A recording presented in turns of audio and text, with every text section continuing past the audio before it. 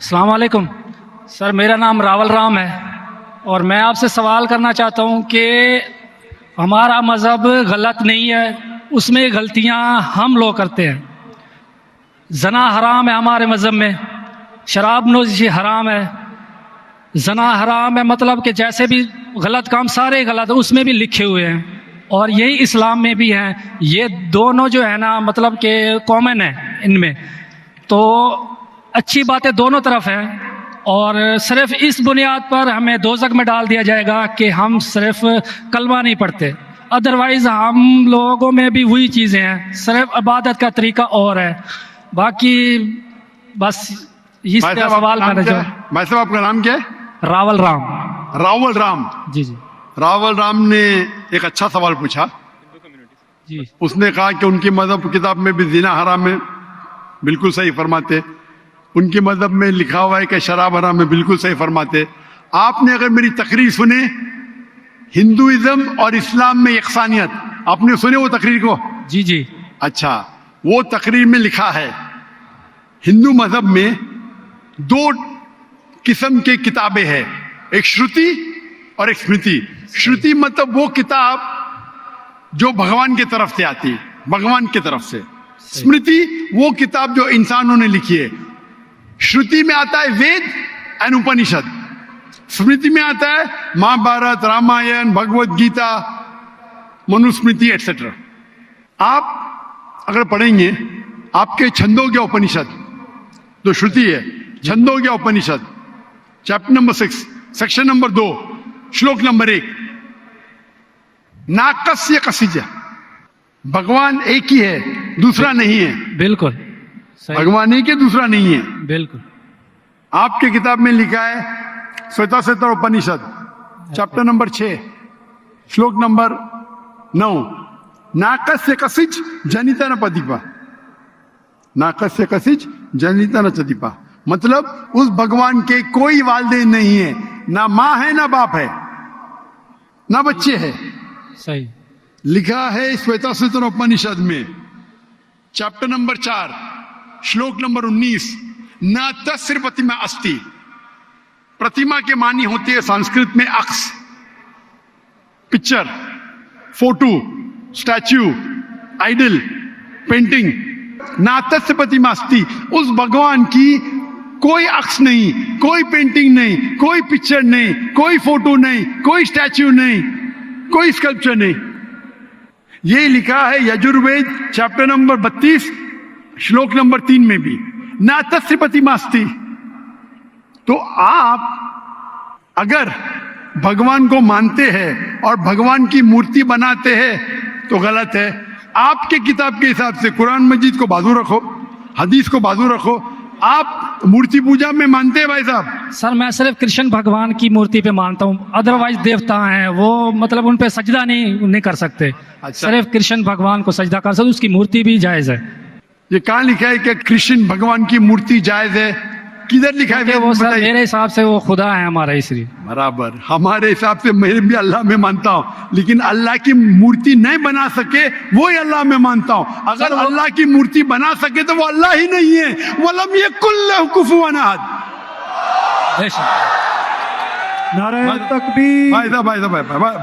بھائی ہمارے غیر مسلمان بھائی مجھ سے سوال پوچھ رہے، تکبیر اچھی بات ہے لیکن ابھی سوال جواب ہو رہا ہے، تو میری درخواست ہے کہ جب غیر مسلمان بھائی پوچھتے تو انہیں ڈرنے لگنا چاہیے، انہیں لگنا چاہیے کہ آپس میں ہم بھائی چارہ ہے۔ صحیح، ان کو ڈرنے لگنا چاہیے، ڈرتے نہیں ماشاءاللہ، لیکن آپ ایسا مت کرو کہ وہ ڈر جائے، نہیں برابر نہ؟ تو آپ ڈریے مت بھائی صاحب، یہ خالی تکبیر کہہ رہے۔ نہیں سر، تو ہمارے حساب سے جی جس کی مورتی بنا سکے وہ اللہ ہی نہیں، اور یہ وید میں بھی لکھا ہے۔ آپ اسکون میں مانتے ہیں؟ سر وہ تصور ہے، وہ نہیں، ہمیں بھی پتہ ہے کہ اس میں خدا نہیں ہے، وہ ایک تصور ہے۔ ہاں، ہمارے اس میں خدا کا تصور کرتے مورتی بنائے تو غلط ہے۔ تو یہی میں کہتا ہوں، آپ اپنی کتاب کا عمل نہیں کر رہے، آپ اپنی کتاب کا صحیح عمل کریں گے تو آپ بھی جنت میں جائیں گے۔ صحیح بات ہے، بالکل۔ تو قرآن میں نہیں کرتے نا ہم اپنا مذہب پہ مطلب فالو نہیں کرتے صحیح طریقے سے۔ جی جی میرا فارمولا بہت ایزی ہے۔ صحیح، قرآن مجید میں لکھا ہے سورہ عمران میں سورہ نمبر 3 آیت نمبر 64 میں، تعالوا الی کلمۃ سواء بیننا وبینکم، آؤ ہم اس بات کی طرف جو آپ اور ہم میں یکساں ہے۔ صحیح، अपन आज माने जो आप और हम में यकसा है, कम से कम उस पे तो अमल करे। मेरा फॉर्मूला यूनिवर्सल है, पूरा भाईचारा है। मैं कहता हूं भाई बाइबल को लेके आओ, वेद को लेके आओ, कुरान को लेके आओ। वेद काफी बड़ी जी, है, जी। बाइबल कुरान से 3 गुना बड़ा है। हम आज वादा करें कि जो यकसा है कम से कम उस पे तो अमल करे। जो यकसा नहीं उसको साइड पे रखेंगे, कल बहस करेंगे। जो यकसा उस पे तो अमल करे। बाइबल में लिखा है, वेद में लिखा है, खुदा एक है, खुदा का अक्स नहीं। अगर आप खुदा का अक्स बनाते तो आप वेद के खिलाफ जाते। सिर्फ कृष्ण का बनाओ तो भी गलत है। सर वो भगवत गीता में लिखा है इसलिए। आप भगवत गीता स्मृति है, भगवत गीता महाभारत का हिस्सा है, सही क्या नहीं? सही। तो महाभारत एक स्मृति है, स्मृति श्रुति के खिलाफ नहीं जा सकती है। अगर स्मृति और श्रुति में टकराव है तो हम श्रुति को मानेंगे, स्मृति को नहीं। वेद और उपनिषद सबसे ऊपर है। सही। तो आपका एक पीएचडी टीचर है, वो कुछ कहता है, और एक बैचलर है। आप पीएचडी वाले उस्ताद को मानेंगे या जो बैचलर की डिग्री वाले उस्ताद को मानेंगे? किसको मानेंगे? कौन से उस्ताद को मानेंगे? PhD sir. पीएचडी। तो आपका पीएचडी वेद है। सही। तो अगर आप मूर्ति पूजा छोड़ देंगे और आपके किताब में लिखा हुआ है, आपके किताब में लिखा है कि आखिरी पैगंबर आने वाले हैं, और आप वेद पढ़ेंगे और पुराना पढ़ेंगे, उसके अंदर कई जगह पे लिखा है कि आखिरी पैगंबर मोहम्मद सल्लल्लाहु अलैहि वसल्लम है।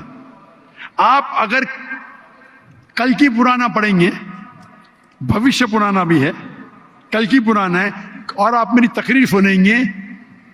एक तकरीर है मेरी, मोहम्मद सल्लल्लाहु अलैहि वसल्लम का जिक्र हिंदू मजहबी किताबों में। वक्त की किल्लत होने की वजह से सिर्फ मैं छोटी पॉइंट कहूंगा। सही। आप अगर कल की पुराना पढ़ेंगे, चैप्टर नंबर 2, श्लोक नंबर 5, 7, 11, 15, 17, उसमें लिखा है क्या? एक अवतार आएंगे, आखिरी अवतार आएंगे, जिसके वालिद का नाम है विष्णु यास। विष्णु मतलब भगवान, जी जी। यास मतलब उसका बंदा, उसका सर्वेंट।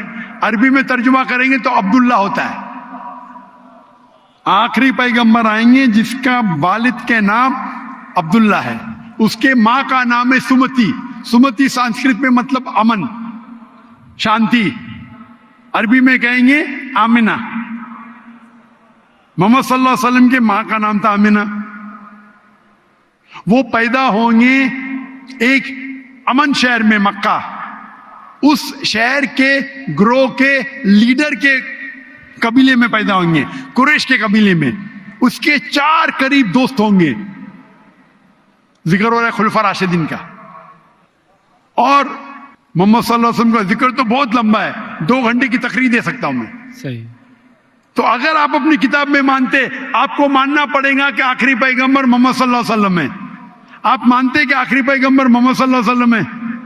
सर मैं पढ़ी नहीं है, मैं भी बस ऐसे मतलब कोई सही तरीके से नहीं पढ़ा है, इसलिए मुझे पता नहीं है उसमें। नहीं पढ़ा तो गलती किसकी? मेरी है? मेरी गलती है, मैं मान रहा हूँ। तो और आप हमारे मेरी- ऐसे तो करोड़ों आप- लोग हैं जो नहीं फॉलो करते हमारे मजहब को, इसीलिए हिंदुस्तान में जब मेरी तकरीर होती है जी जी तो हिंदू का मजमा इससे बड़ा होता है। बिल्कुल देखा है। 5 लाख, 10 लाख, 25%, 20% गैर मुस्लिम होते, 20% हिंदू होते। तो 10 लाख का 20% कितना? वो 2 लाख। ये 2 लाख का तो मजमा नहीं ना,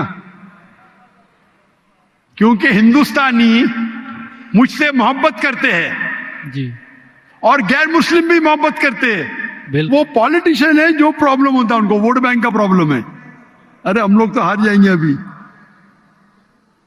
हिंदू जब मेरी तकरीर सुनते कहते कि 2 घंटे में हमने वो सीखा जो हमने 40 साल हमें पता नहीं था।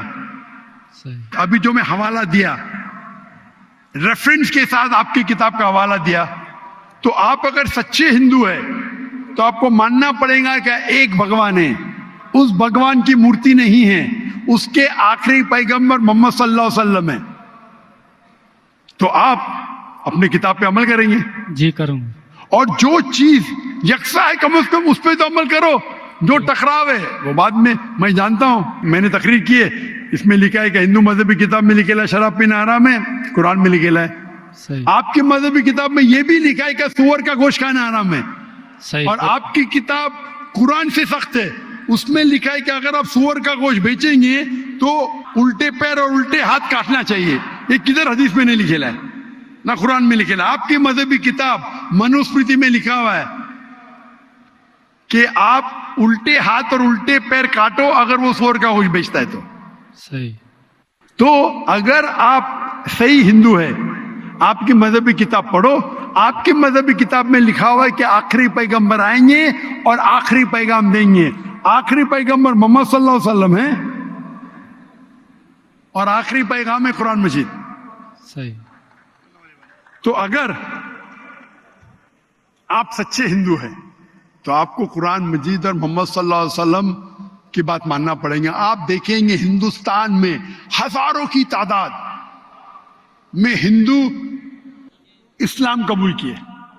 اللہ ہدایت دیا, میرے وجہ سے نے, اللہ نے انہیں ہدایت دیا کہ میرے تقریر کے بعد کئی لوگ, چاہے مجمع میں چاہے گھر پہ, اللہ انہیں ہدایت دے رہا ہے.